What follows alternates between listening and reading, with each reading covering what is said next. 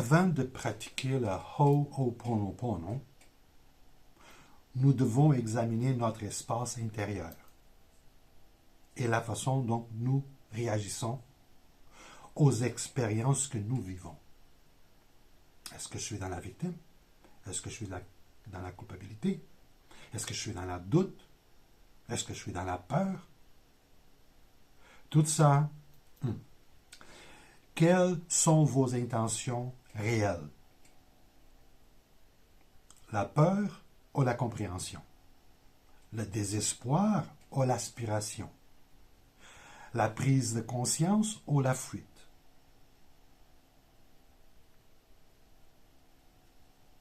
Quelles sont vos intentions réelles? Nous devons laisser notre cœur parler et adopter une position de libération fondée sur la compréhension et la gratitude. Oui, car tout ce qui nous arrive nous enrichit et nous fait évoluer. Tout. Lorsqu'on parle de libération, c'est la reconnaissance que la mission a été accomplie et le temps est venu pour passer aux étapes suivantes. Au lieu de dire « J'aimerais vraiment en finir avec ça. J'en ai marre. Je veux juste me débarrasser de cette personne. Je vais pratiquer le Ho'oponopono pour en finir. » etc. Vous êtes déjà dans un chemin qui vous amène nulle part. Lorsque nous sommes alignés, nous devrions plutôt dire « Le moment est venu de libérer certaines choses et certaines personnes de ma réalité, avec tout mon amour et ma gratitude, en reconnaissant l'importance et la valeur qu'ils m'ont laissé, qu'ils m'ont apporté. Je veux libérer tous mes sentiments, les émotions et les jugements que j'ai eus à leur égard, pour les transformer en pure lumière. Qu'est-ce que je veux dire? Qu'est-ce qu'on veut dire par pure lumière? Pure lumière veut dire tout simplement « Ah, là, je vois ». C'est qu'est-ce qu'on veut dire par lumière. Je ne sais pas si vous le savez. On dit souvent lumière. Qu'est-ce que ça veut dire? Ça veut dire, ah, là, je vois. Ah, je vois. Je vois clair, il y a de la lumière. C'est-à-dire reconnaître toute la valeur qu'ils m'ont laissée en sachant que je ne serais pas qui je suis sans leur passage dans ma vie.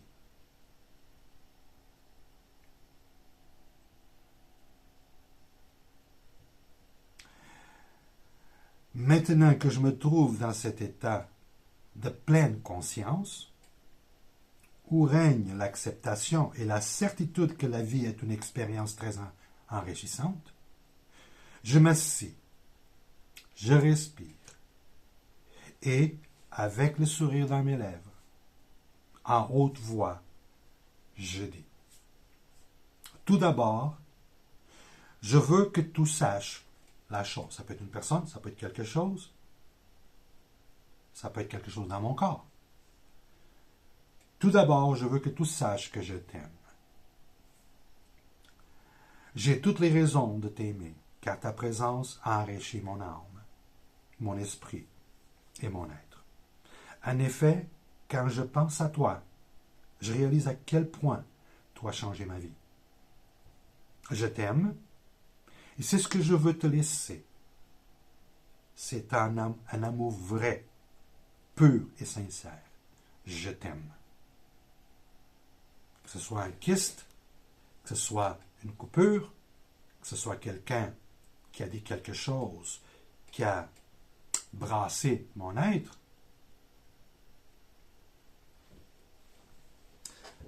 Entre parenthèses, c'est là que j'ai compris l'importance et le pouvoir de l'amour. Je dois commencer par ce lien du cœur à l'âme. C'est l'amour qui nous nourrit et nous donne la vie. C'est l'amour qui fait tout bouger. Cette déclaration est basée sur ma nouvelle conscience qui comprend et accepte que c'est moi qui l'ai invité et que c'est un honneur de l'aimer. Deuxième, je voulais m'excuser pour tout ce que j'ai pu faire ou pas faire dans mes vies antérieures ou même dans celle-ci, qui a amené au conflit, désaccords et blessures que nous avons vécus. Je comprends qu'il n'y a pas de coupable aux victimes, mais je comprends aussi le pouvoir de la responsabilité. Et c'est pour cette raison que je présente mes sincères excuses ici, devant le divan.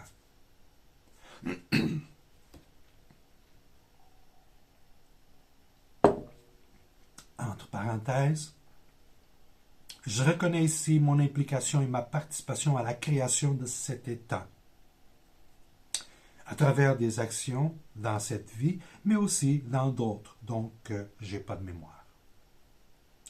Je ne sais pas ce que j'ai fait ou ce que je n'ai pas fait, mais je sais que si cela se produit dans ma réalité, j'en suis responsable.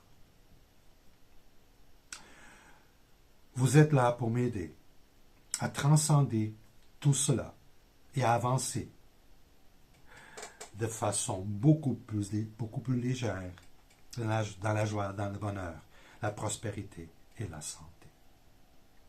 Troisième,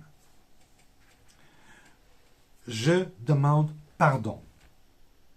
Je demande pardon de ne pas comprendre que maintenant que tout n'est pas coupable, que je ne suis pas coupable non plus, et que tout cela n'est qu'une mémoire, une programmation de choses que nous transportons avec nous à travers les corridors du temps. Je demande pardon de ne comprendre que maintenant que nous ne sommes pas ni victimes ni coupables de quoi que ce soit, mais des êtres qui évoluent au gré des aléas de l'expérience. Je comprends maintenant que les sentiments, les émotions, les conflits et les sensations que j'ai eues envers toi ne viennent pas de moi, mais de résidus, de mémoires et des programmations restées prisonnières dans notre champ énergétique. C'est pourquoi je demande sincèrement pardon du fond de mon cœur et de mon âme. En parenthèse, je fais preuve d'humilité ici. Mon âme reconnaît l'importance du pardon, non envers les autres, mais envers moi-même.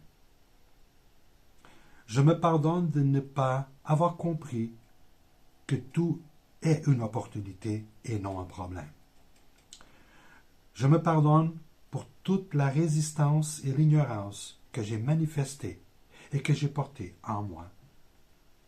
Je me pardonne pour toute la douleur que j'ai causée à moi-même comme aux autres. 4. Quatrièmement, je tiens à profiter de cette occasion pour remercier. Je te remercie infiniment pour tout ce que tu as été pour moi et pour tout ce que tu as laissé en moi. Je te remercie de m'avoir aidé à atteindre ce niveau de conscience que j'adore et ce niveau de compréhension qui m'approche de l'illumination. Merci pour toute la richesse que tu m'as apportée. Je te remercie d'avoir accepté de faire partie de ce magnifique voyage qui m'a permis de purifier, guérir et nettoyer mon être. Ma gratitude envers toi est immense et éternelle. Merci.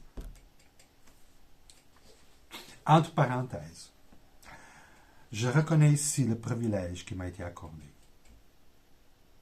Je ne serais pas qui je suis aujourd'hui sans toutes ces expériences. La gratitude est l'autre facette de l'amour. C'est la reconnaissance de la richesse, qui nous a été offert. Je reconnais que je suis et que je mérite. Et c'est pourquoi la gratitude fait partie de moi, aujourd'hui et pour toujours. 5. À partir d'aujourd'hui, je te libère de tout jugement que j'aurais pu transporter par ignorance. Je transforme tout cela en amour et en lumière, car je comprends clairement la véritable valeur de ta présence dans ma réalité.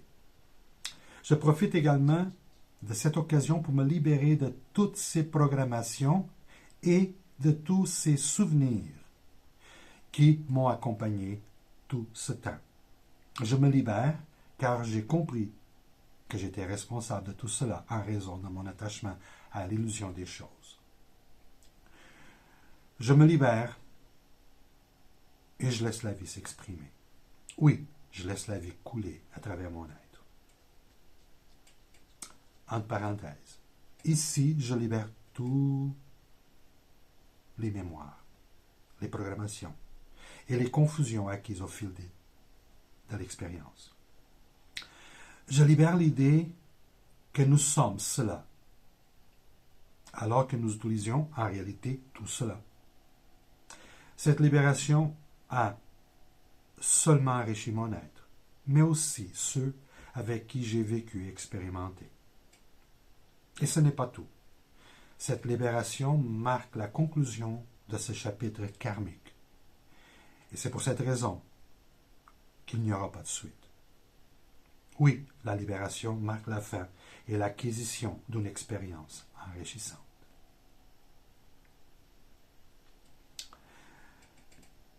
Et pour terminer, nous ne sommes pas des êtres humains. Nous sommes en train d'être humains. Ce qui n'est pas la même chose. Nos voyages ici servent à nous faire évoluer. En tant qu'esprit, nous savons tout, mais nous ne comprendrons rien. Nous ne comprenons rien. Nous savons très bien que le feu brûle, mais nous ne comprendrons jamais ce que ça veut dire brûler. C'est pour toutes ces raisons que nous sommes venus ici, pour acquérir l'expérience et de la compréhension, et ainsi atteindre la plénitude de notre être et enrichir notre esprit.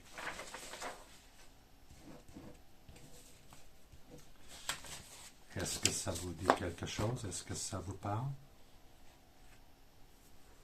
Merci Vanessa. Merci, merci. Est-ce que vous avez des questions? Est-ce que vous avez des commentaires, des choses à rajouter, des choses à partager? Est-ce que ça fait du sens, cette façon d'appliquer le Ho'oponopono? Je ne veux pas que vous soyez d'accord, attention. Est-ce que c'est... Ça fait du sens, mais par contre, il doit y avoir une version plus courte pour commencer, mettons qu'on veut enseigner aux enfants. Aux enfants? Oui, quelque chose de plus court, parce qu'ils commencent l'école ou des choses comme ça, d'exprimer, mettons, le pardon parce qu'elle a blessé un ami, soit par la parole ou par un jugement ou de l'intimidation. Je parlerais d'une section genre de 10, 11, 12 ans, sans nécessairement être le grand texte qu'un adulte peut lire puis comprendre et assimiler. Qu'est-ce que tu nous suggérerais pour les enfants? Dans quelque chose de simple. C'est toujours très complexe. Parce que, premièrement, c'est à qui la décision? Est-ce que c'est les parents qui ont pris la décision que ça serait bon pour l'enfant? Ou c'est l'enfant qui a décidé d'approcher les parents pour demander quelque chose? Ça, c'est déjà la racine, la route des choses. Parce que les enfants, je ne peux pas voler les expériences à mes enfants. Ils doivent tomber. Ils doivent être brûlés. Ils doivent être poussés. Sinon, Comment veux-tu qu'ils comprennent? Si l'enfant arrive à la maison avec une situation puis veut en parler, on s'assied avec. Puis on le laisse parler, puis on pose des questions précises. Ah oui, qu'est-ce que tu as senti à ce moment-là? Puis tu l'as senti où dans ton corps? Si tu veux aller là, on commence à être des parents très illuminés. Et là, on peut le diriger à certaines phrases qu'on prend ses mains, puis on place ses mains dans le cœur. Tu vas te mettre tes mains comme ça, puis tu dis, regarde, mettons qu'elle s'appelle Nicole, whatever. Nicole, c'est Geneviève qui parle. Tu vois, aujourd'hui, ça s'est passé ici, ça. Je ne sais pas pourquoi ça s'est passé, mais tu vois, je prends la responsabilité. Et je dis que je t'aime. Tu sais, je t'aime. Et je suis désolé. Et je demande pardon. Si par hasard j'ai fait quelque chose, ou j'ai pas fait quelque chose, qui a forcé ce comportement en toi. Et merci. Tu vois, si je demande beaucoup là, pour des parents qui sont peut-être pas là, le texte que j'ai lu, il faut que ça soit clair. Ça, c'est un texte pour la classe. Mais vous n'allez pas faire tout ça. C'est comprendre d'abord. Qu'est-ce qu'Antonio fait? Antonio, quand il y a une situation, moi je fais ce que moi j'appelle alors pono, au lieu de ho'oponopono. Regarde, je fais ça, je visualise la personne dans la situation, puis je dis, je t'aime. Je t'aime beaucoup. Et j'ai toutes les raisons pour le dire, je t'aime. Je t'aime. Et merci. Merci pour cette expérience qui m'a enrichi. Et de ton côté, si je peux le dire, j'espère que tu as enrichi aussi. Mais dans ce qui me concerne, mon sentiment envers toi, c'est l'amour et la gratitude. Merci. Et je te bénis. Moi, je fais, ça c'est ma façon. Mais ma façon parce que ma base est là. Est-ce que vous comprenez? Je n'ai pas besoin de passer là. C'est déjà installé. Quand je dis je t'aime, je suis désolé, je demande pardon et merci, tout ça est derrière ma tête. La compréhension. Là, je peux faire comme Joe Vitale et Dr. Yulin dit. Là, je peux. Parce que c'est déjà... Est-ce que vous me suivez? Oui. Oui. Moi, ce que je trouve curieux, c'est pourquoi ils parlent de ça, mais ils n'ont pas parlé de ça. Autrement dit, les gens font ça, mais sans aucune base. Sans aucune compréhension, sans aucune... Oh, très peu. C'est sûr, ça ne fonctionne pas. Oh, des fois ça fonctionne, mais ça ne fonctionne pas longtemps, puis ça revient. Mais je l'ai fait, oui, ça a fonctionné, mais je suis pris avec le même problème. Mais oui, le même problème. Autrement dit, tu es pris avec la même opportunité. Mais tu le vois comme un problème.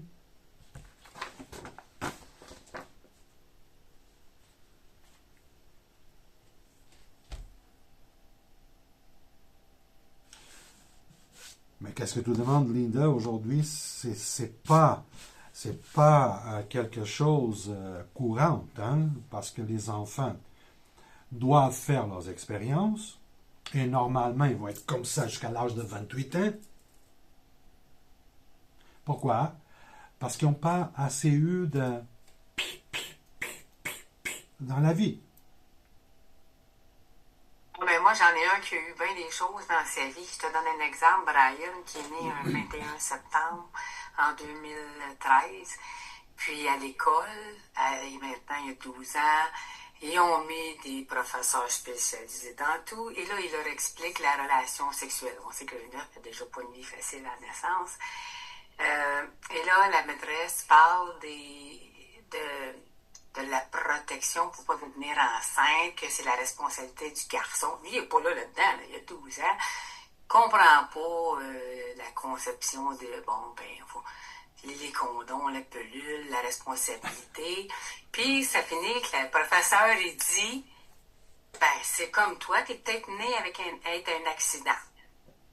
Mais les parents sont plus ensemble, le père est schizophrène, il le voit une fois par année quand ça y tente, mais le petit a toujours été élevé et a grandi dans c'est pas grave, le temps que tu le vois, c'est la qualité du temps, c'est pas la présence. Mais juste en nommant que tu es peut-être né par un accident puis que ton père te veut peut-être pas, puis que c'est pour ça qu'il est parti, ça a fait que le petit, dans l'après-midi, s'est battu. Mais il est arrivé à la maison puis il a expliqué ça à sa mère, que sa mère a désamorcé, ma fille, désamorcé la bombe, rappelé l'école, écoutez, là, c'est pas une façon d'exprimer ces choses-là à des enfants comme ça. Fait que ça s'est réglé. Mais vu que c'est un être émotionnel aussi, là-dedans, ce qu'on peut être ça c'était une chose qui était rough pour lui. Absolument. Absolument.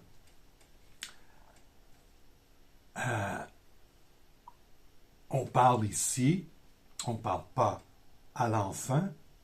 On sait que il y a toujours une raison qui va se dévoiler plus tard parce que c'est une marque laissée.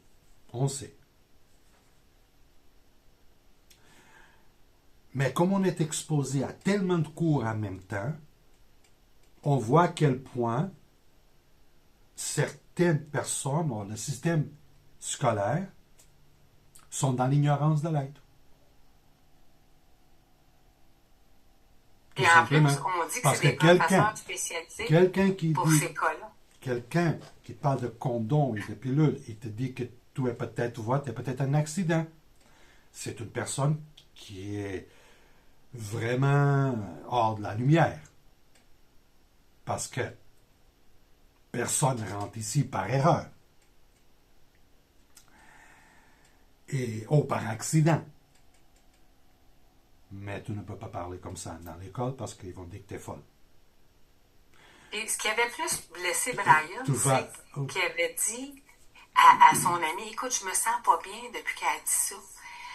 Son ami est allé voir la professeure, puis elle a dit, regarde, Brian, il file vraiment pas bien. Puis elle répond à l'ami, ben je m'en fous, là, moi, je veux dire, il peut bien se sentir comme il voudra. Là, c'était comme un rejet. C'est comme... Ça fait partie de notre système, mais cet enfant, parce qu'il est venu au monde le mois 9, c'est ça? Oui. Vit des choses, des passages que lui ou elle, dans une autre vie, a fait vivre. Parce que tout joue comme ça. Là, c'est aux parents d'aller aider. C'est pourquoi il a choisi ses parents. C'est pourquoi il a choisi les situations et difficultés d'un parent pour pouvoir grandir de façon... regarde, on sait que le monde change. Beaucoup. Il est très jeune. Comment est-ce que le monde va être dans 20 ans? Très différent d'aujourd'hui. Exemple, et je pense que vous aussi, vous avez eu des expériences comme ça. Moi, j'en ai beaucoup d'expériences passées ici dans ce livre, hein, que vous ne pouvez pas acheter parce qu'il est en portugais. Où est-ce qu'à l'école, j'étais classé un vrai con qui connaissait rien, qui savait rien. Vrai. À l'école primaire, il y avait des... comme ça. Plusieurs. Et les dernières ici, c'était pour les pas bons. Puis tous les bons étaient en avant avec le prof. Ici, c'était les oubliés, les bons à rien. Bon, tu peux dire, Antonio, ça n'a pas été juste.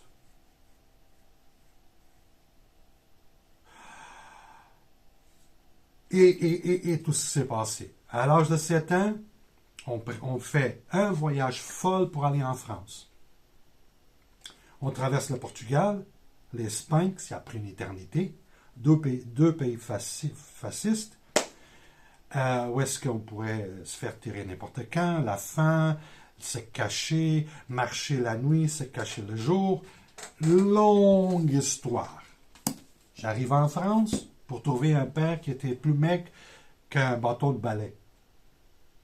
Puis avec toutes les histoires qui se passaient autour de lui. Là, on m'inscrit à l'école. Sauf qu'en 67, à l'école, la France avait beaucoup d'immigrants pour travailler, mais pas d'enfants. Là, je me trouvais être le seul enfant à l'école qui n'est pas français. Là, je ne parlais pas. La première journée, la professeure s'assied sur moi et commence à me parler. Comment ça s'appelle? Comment ça s'appelle? Et moi,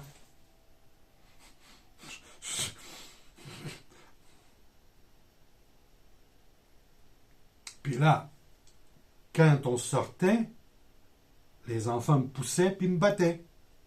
Parce que je ne parlais pas. J'étais un extraterrestre. J'essayais de faire des choses, mais je ne fitais pas. Jamais ça. Je me souviens d'avoir fait un animal. Supposément, c'était supposé être un cheval, mais pas un cheval de cette planète. Et quand j'ai peinturé le cheval, je l'ai peinturé vert. C'était un cheval vert. Je ne sais pas si vous le savez, les chevals ne sont pas verts.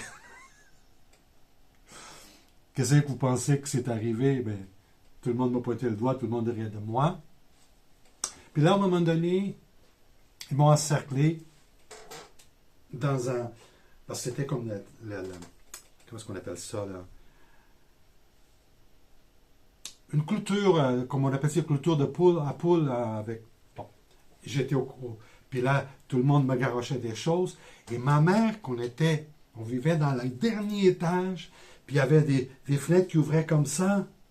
Ma mère ouvre la fenêtre, puis elle me voit, elle descend, elle est venue à l'école, puis elle s'est mise à parler aux élèves, comme si elle parlait français. Je ne sais pas qu'est-ce qui est arrivé. Là, c'est eux qui se battaient pour me donner la main pour rentrer à l'école. Je vous conte des histoires.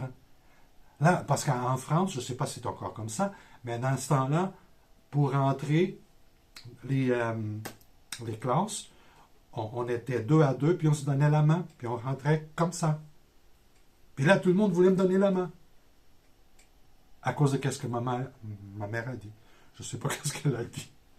Mais tu sais, on passe toutes sortes de choses, mais un jour, ça nous rend plus forts, Linda. Et votre job, c'est d'expliquer à l'enfant que c'est pas vraiment comme ça que ça se passe et que la professeure, écoute, la professeure, elle a dit ce qu'elle savait. Mais tu vois, il n'y a personne qui rentre ici par accident. Parce que personne fait personne. Tu sais, trouve une façon d'expliquer ça. C'est ça. Moi, j'explique aux parents, puis les parents expliquent à leurs enfants.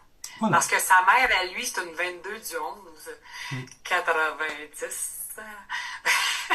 Écoute, chacun a son expérience et chacun, si ça c'est le livre qui a été planifié, puis je suis présentement sur Terre à vivre ce chapitre, ben tu ne peux pas m'empêcher. Moi, en 1978, j'ai commencé à lire ces livres.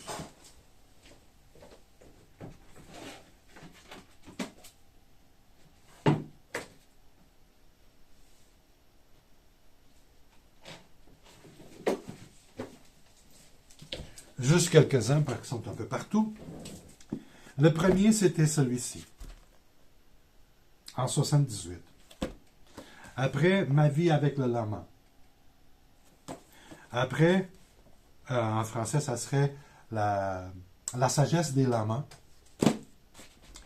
Celui-ci, je l'ai juste lu quelques fois, comme vous pouvez voir. J'ai lu quelques fois. Juste quelques fois. L'Ermite. Je me souviens, ce livre, je l'ai lu. Je l'ai lu, et je l'ai lu, et je l'ai lu, et je l'ai lu, et je l'ai lu. Tellement souvent. Pour ceux qui connaissent Montréal, l'autobus 161 qui fait de Rosemont à Westminster. Autrement dit, d'un terminus à l'autre. 1 heure et demie. Je lisais ce livre, puis je regardais les gens, puis je regardais les gens à l'extérieur, puis je voyais des choses très étranges. Très étranges.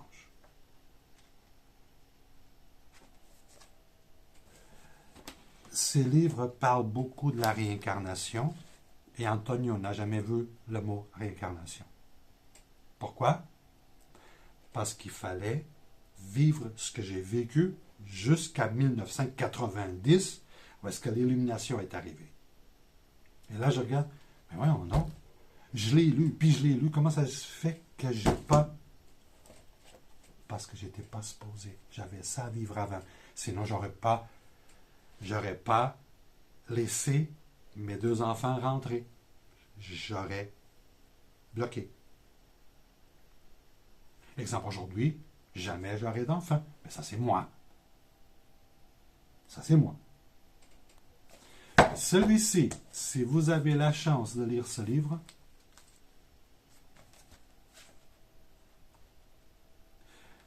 c'est tout un coup de poing sur le front. Celui-ci, c'était la 7e édition en 1971. C'est L'Obs en grand pas, sûrement vous allez l'avoir en français. L'Obs en grand pas, l'Ermite. L'Ermite. Il est tout petit, ça se livre très vite. C'est qui l'auteur? L'Obs en grand pas. Il est déjà mort, ça fait longtemps.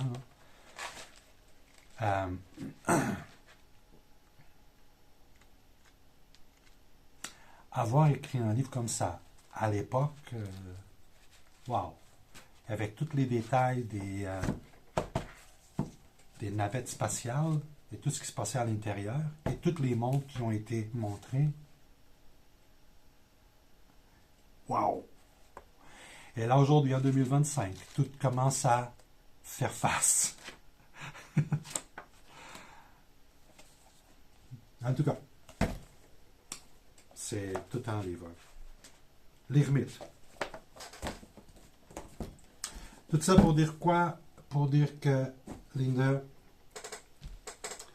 on doit vivre ce qu'on doit vivre, passer par où on doit passer, pour devenir plus tard qui on s'est donné contrat à devenir.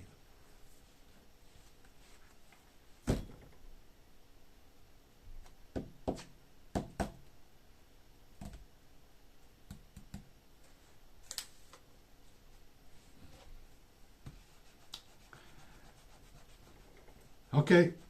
Ce que je voulais partager, j'ai partagé. J'ai la méditation que j'aimerais faire avec vous avant de partir. Mais là, on a encore du temps. Si vous avez des questions, si vous avez des...